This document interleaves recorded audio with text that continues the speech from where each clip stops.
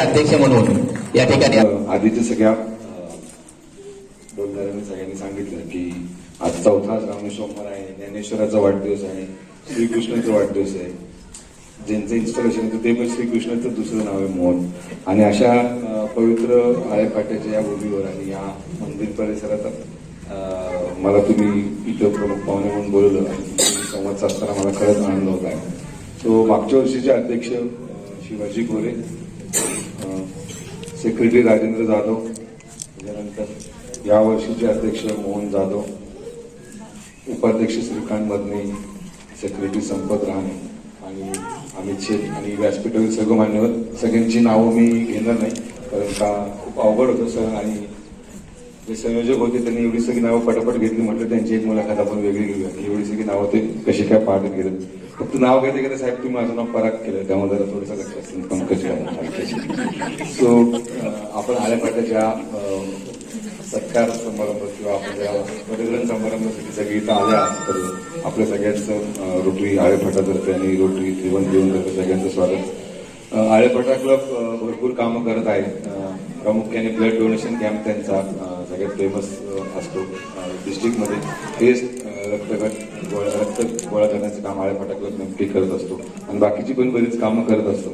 पण मागच्या पॅन्डेमिकमध्ये पूर्ण क्षमतेने कदाचित करता नाही आला, पण रक्ताची गरज अजूनही आहे. कारण इथं कोण डॉक्टर असतील तर सांगतील की करोना काळात रक्ताची गरज नक्की आहे. तर तुम्ही हे कॅम्प त्या मोठ्या स्केलला जरी शक्य नसेल तर पण ज्या छोट्या स्केलला स्टॅगर्ड प्रमाणात आपण ज्याला म्हणतो की ठीक आहे 1000 बाटल्या एखाद्या 100 बऱ्याच वेगवेगळ्या पद्धतीने केलं तर ती गरज उपयुक्त पण पोहोचेल.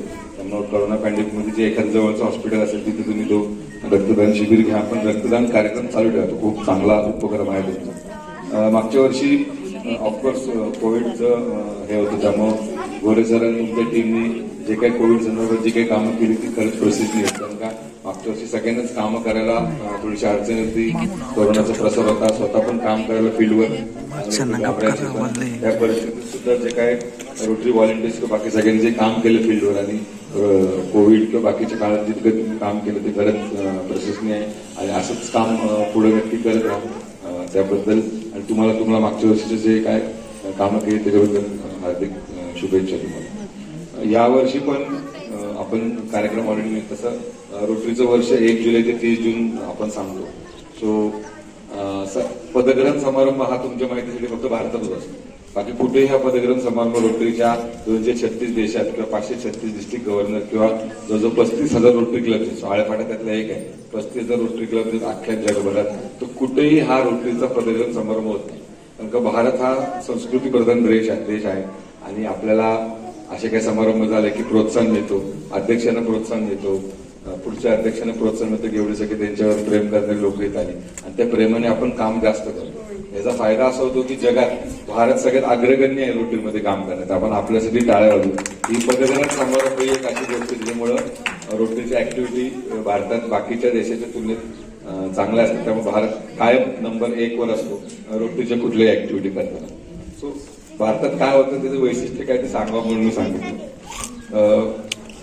पुढच्या वर्षी 21-22 टीमने ऑलरेडी आपण एक शुद्ध पाण्याचा प्रकल्प इथं उद्घाटन केलं आणि त्याचं नक्कीच भाविकांना येणारं सर्व आळेफाटा मेन सेंटर आहे. जसं आता मग सांगितलं की आळेफाटा सेंटर आहे, भरपूर भाविक किंवा व्यापाराची बाजारपेठ आहे, तर भरपूर लोक इथे येत असतात.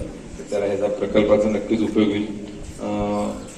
मोहननी बरेच पुढचे प्रोजेक्ट सांगितले आणि हँडवॉश स्टेशन ऑलरेडी 3 तुम्ही द्यायचे का दिलेत आणि डॉक्टरने ऑलरेडी तुम्ही साजरा केलाय.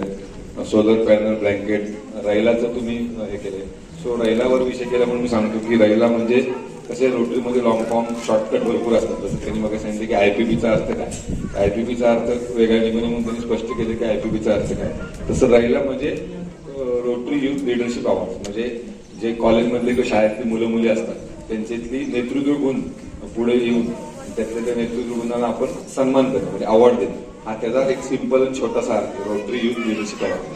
तर आपलं जे एरियातले जे युथ असतील म्हणजे आपण शाळा कॉलेजची मुलं असतील त्यांच्यातले नेतृत्व गुण ओळखून त्यांच्यातले थोड्याशा स्पर्धा लावून त्यांच्यातले नेतृत्व गुणाला आपण बक्षीस देतो, असा तो कार्यक्रम असतो. असे तुम्ही 10 करणार असं बोललेलं आहात तर ते नक्कीच कौतुकास्पद आहे. मला कायम असं वाटतं की आपण जेव्हा शाळात किंवा ह्याच्यात काम करतो तेव्हा आपण देश घडवत असतो. म्हणजे हीच मुलं आपण कुंभाराचा घड असतो ना त्या वयातच तो बरोबर त्या टायमिंगमध्ये घडतो. एकदा घडला की नंतर त्याचा शेप बदलत नाही, आकार बदलत नाही.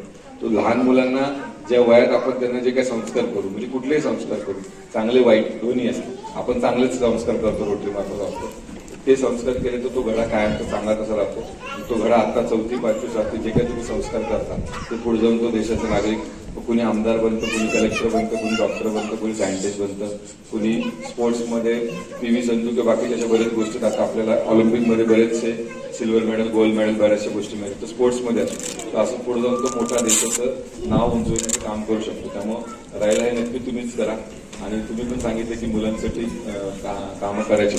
तो रोटरीतर्फे जॉब फेअर नावाचा कार्यक्रम चालू आहे. जे डिस्ट्रिक्ट जिल्हा पातळी, ज्याला आपण रोटरी डिस्ट्रिक्ट म्हणतो, तो जिल्हा असतो. जिल्ह्यामध्ये आता या रोटरीच्या जिल्ह्यामध्ये 2 जिल्हे म्हणतो आमच्या ऍडमिनिस्ट्रेटिव्ह जिल्ह्यामध्ये. एक तर पुणे जिल्हा, पुणे जिल्ह्याचा सर्व भाग रेव्हेन्यू डिस्ट्रिक्ट गेला, पुणे कलेक्टरच्या अंतर्गत. दुसरं रायगड डिस्ट्रिक्ट. आता पुणे आणि पनवेल म्हणजे रोटरी डिस्ट्रिक्ट म्हणजे रोटरी जिल्हा. रोटरी जिल्हा 2 जिल्ह्याचे म्हणून एकत्र बनलेला आहे. सो 31 ह्या जिल्ह्याचं नाव. सो त्याच्यामध्ये रोटरी जॉब फेअरमध्ये युथ लोकांना जे शिकलेले आहेत त्यांचे इंटरव्ह्यू कसे द्यावे, इंटरव्ह्यूला फेस कसं करावा आणि त्यांनी नोकरी कशी करावी याच्याबद्दल पण रोटरीचे कार्यक्रम सध्या चालू आहेत.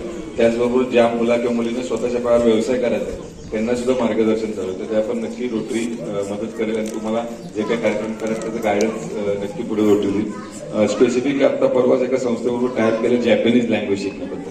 सो जॅपनीज लँग्वेजचं ऍडव्हान्टेज एवढंच आहे की आता नॉर्मली जे कॉमन लँग्वेज आहे जर्मन किंवा अशा सगळ्या नॉर्मल भरपूर पटीने लोक मुलं शिकतात. पण जॅपनीजवर आम्ही एक नवीन कार्यक्रम करतो कारण जपानच्या लोकांना भारताविषयी प्रेम आहे.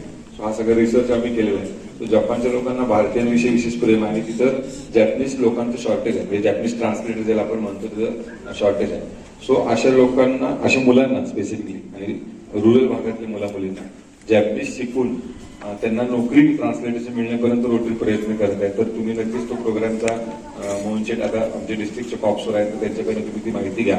तर नक्कीच आणि जॅपनीज ट्रान्सलेटरमध्ये तुम्ही समजू शकता की त्याचा उत्पन्न, मासिक उत्पन्न हे नक्कीच चांगलं होईल. असे बरेच कार्यक्रम रोटरी करत असतात. ऍक्च्युली रोटरी सर्व्हिस ऑर्गनायझेशन बरोबर असे बरेच कार्यक्रम करत असतात. सो हा कार्यक्रम प्रत्येक रोटरीपर्यंत तिथल्या सामान्य माणसांपर्यंत पोहोचणं गरजेचं असतं. बरेचसे कार्यक्रम आता साहेब सांगत होते की जिमची मागणी तुम्ही केली, पण त्यांनी आता सांगितलं की जिममध्ये शासकीय निधी उपलब्ध असतो की शासकीय निधीतनं ते जिम होऊ शकते. एक उदाहरण दिलं तुम्ही, त्यांनी आता मला सांगितलं.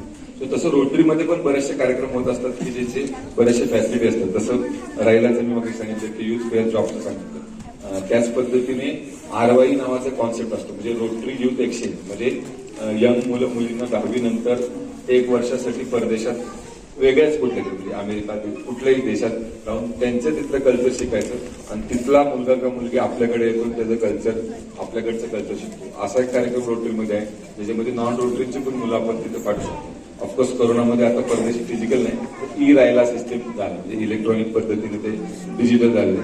त्याच पद्धतीने NGSC नावाचा प्रकार असतो ज्याला न्यू जनरेशन सर्व्हिस एक्सचेंज म्हणतात. ज्याच्यामध्ये जे शिक्षण ग्रॅज्युएट झालेले मुलं मुली आहेत त्यांना इंटर्नशिप ज्याला आपण म्हणतो तर इंटर्नशिपसाठी कुठेतरी प्रतिष्ठित ठिकाणी 1-1.5 महिन्यासाठी इंटर्नशिप मिळते. म्हणजे फॉर एक्झाम्पल एखाद्या मुलीला फॅशन डिझायनिंग करायचं तर पॅरिसमध्ये फॅशन डिझायनिंगचा एक मेन संस्था आहे की जिथे त्यांना 1 महिनाभर जाऊन शिकायचं त्यांना. तर ते रोटरी मार्फत ते नक्की आयोजन करू शकतो. अशा एक उदाहरण फक्त 2 दिले, वेळ आपल्याकडे कमी, पण रोटरीचे प्रोग्राम भरपूर आहेत. तर ते सगळे जर तुम्ही माहिती करून घेतली तर रोटरी फक्त सर्व्हिस किंवा प्रोजेक्ट करणं किंवा फक्त टॉयलेट बांधणं किंवा प्रोजेक्ट करणं हे न करता बाकीचे बरेचसे सर्वांगीण विकास ज्याला आपण म्हणतो लिडरशिप स्किल किंवा सॉफ्ट स्किल स्वतःबद्दल डेव्हलप करण्याचे पण कार्यक्रम रोटरी करत असतात. तर तुम्ही सगळ्या त्या कार्यक्रमाचा उपयोग घ्या, माहिती करून घ्या. माहिती झाली तर तुम्ही ते करू शकता. माहिती नसेल तर मग आपल्याला असं वाटतं की ते रोटरीमध्ये होतं का नाही माहिती. रोटरीची माहिती तुम्ही नक्की करून घ्या. बऱ्याचशा गोष्टी आहेत की ज्या रोटरीमध्ये होतील. ऑलमोस्ट सगळ्यात तुम्ही विचार करा आणि ती गोष्ट रोटरीमध्ये होती. त्यामुळे रोटरी संस्थेचे सदस्य होणं एक मानाची गोष्ट आहे.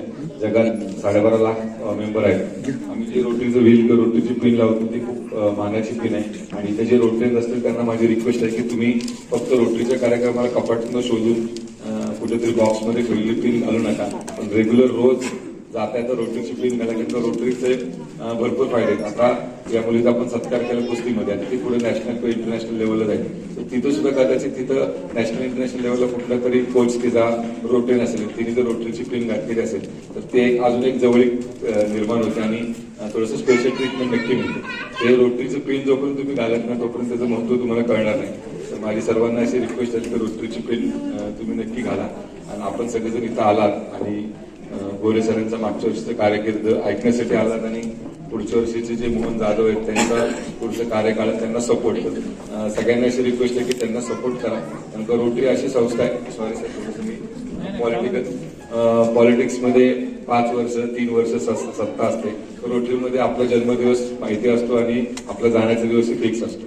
सो 3 वर्षापूर्वी मला कळलं होतं की 1 जुलैला मी या संस्थेचा डिस्ट्रिक्ट गव्हर्नर होणार आहे आणि मला हेही माहिती आहे की पुढच्या 300 दिवसांनी मी माझे पाय उतार होणार. सो ह्याच्यामध्ये खुर्ची चिटकून राहत नाही, बदलत असते खुर्ची.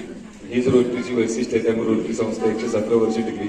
इथं आम्हाला कोणालाही पगार किंवा कुठलेही मानधन मिळत नाही. सगळं आम्ही इथं व्हॉलेंटरी सगळे म्हणजे रोटरी जे कोण आहेत ते सगळेच व्हॉलेंटरी किंवा स्वतःहून आपण काम करत असतो. कथे साहेब पण इथं आहेत, ते सुद्धा रोटरीच्या मार्फत भरपूर काम करत असतात. सर्वजण इथं आपण त्यासाठी समाजासाठी काम करत असतो. आपण सर्वांनी असंच करावं. रोटरीने पोलिओ जगातनं नष्ट केलं. सो 1985 साली 2 रोटरींना असं वाटलं होतं की आपण पोलिओ नष्ट करायचं. सो त्यांनी त्या मेडिकल शॉपमधनं ते काय 2-3 ड्रॉप घेतले, त्या मुलांना दिले. त्यांनी ती आयडिया त्यांच्या अध्यक्षांना सांगितली. त्यांनी ती आयडिया त्यांच्या म्हणजे डीजीने सांगितली. त्या डीजीने तेव्हाचे राष्ट्रीय इंटरनॅशनल प्रेसिडेंट आहेत त्यांना सांगितली ती आता जगभर पसरली. आपण आता बघतो की फक्त इंडिया, पाकिस्तान आणि अफगाणिस्तान या 2च देशात पोलिओ आहे. त्या सुद्धा दोन्ही देशात साधारण मागच्या 9 महिन्यात एकही पोलिओची केस निघाली नाही. म्हणून असं म्हणतात की साधारण 3 वर्ष एकही पोलिओची केस निघाली तर देश पोलिओ फ्री म्हणून डिक्लेअर करतात. आपल्याकडे 2011 नंतर केस निघाली नव्हती म्हणून आपल्याकडे 2014 साली भारत पोलिओ फ्री देश डिक्लेअर केला. आता 2च देश राहिले आहेत. तर म्हणजे रोटरी संस्थामध्ये आपण तुम्ही काम करताना आपली एक आयडिया कुठल्या वरच्या लेवलला नेऊ शकता ह्याचे एक उदाहरण ऍज अ डिस्ट्रिक्ट गव्हर्नर मला देणं कर्तव्य. परत एकदा मी पुढच्या सगळ्या टीमला शुभेच्छा देतो आणि आळेफाटा क्लबला आजच्या पदग्रहण समावेश शुभेच्छा देतो आणि धन्यवाद.